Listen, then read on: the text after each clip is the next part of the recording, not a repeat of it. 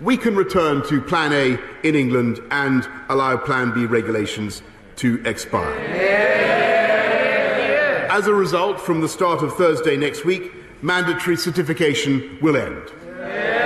Organisations can, of course, choose to use the NHS COVID pass voluntarily, but we will end the compulsory use of COVID status certification in England. From now on, the government is no longer asking people to work from home. And people should now speak to their employers about arrangements for returning to the office. And having looked at the data carefully, the Cabinet concluded that once regulations lapse, the government will no longer mandate the wearing of face masks anywhere. Mr. Speaker,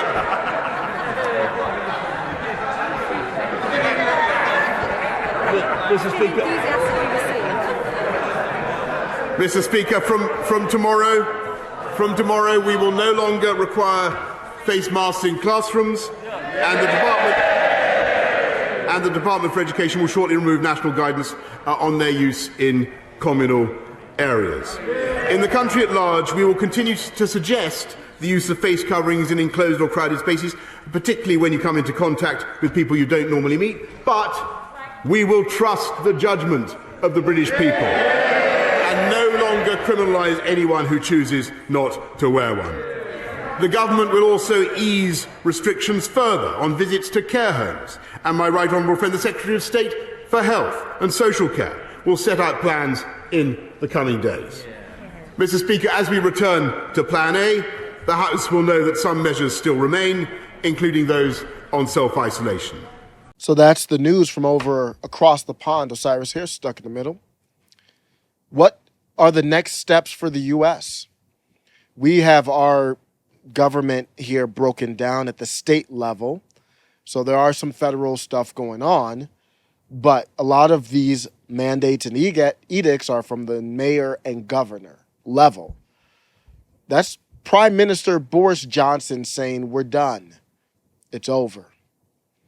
I don't think there's I know people are afraid, and I don't trust these people at all. But I don't see a way to backtrack off that. There's no way to backtrack off of where they are now to say, you know what? I said we were going to release these, we were going to stop these restrictions, but here's this reason, another variant or whatever the case is, we're going to have to bring it back.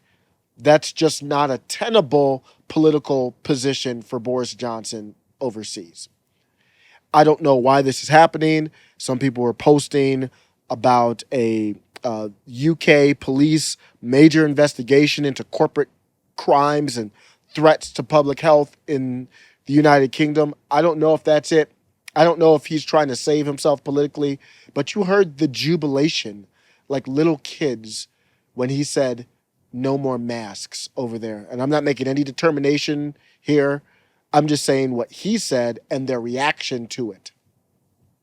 No more mandated masks for them after these laws that they have expire. So all eyes are on the U.S. now. Now there's a bigger contrast between areas like Boston, where we saw protests against what's going on, D.C. Hawaii has done some extra restrictions now. We're going to see a bigger contrast. And now all eyes are on these areas in the United States that are even locking down harder. I'm going to end with this. Justice Sonia Sotomayor is immunocompromised, and she's deciding not to do oral arguments in person. She's doing them from her office. All the justices are vaxxed to the hilt, whatever the term is. They're fully vaxxed and boosted. They take tests before. And some people are saying Judge Neil Gorsuch is the only one who's not wearing a mask. And he's the problem as to why Sotomayor, who has a face shield, double mask, fully vaxxed and boosted, is not in person during oral arguments. what we're seeing across the pond is Boris Johnson saying that stuff is over. We're not playing those games anymore. If you want to, then do you. But we're not pointing fingers or blaming anybody anymore. And is it just me, or is that a sign of relief? Does that make you exhale like, does that create a more prosperous situation?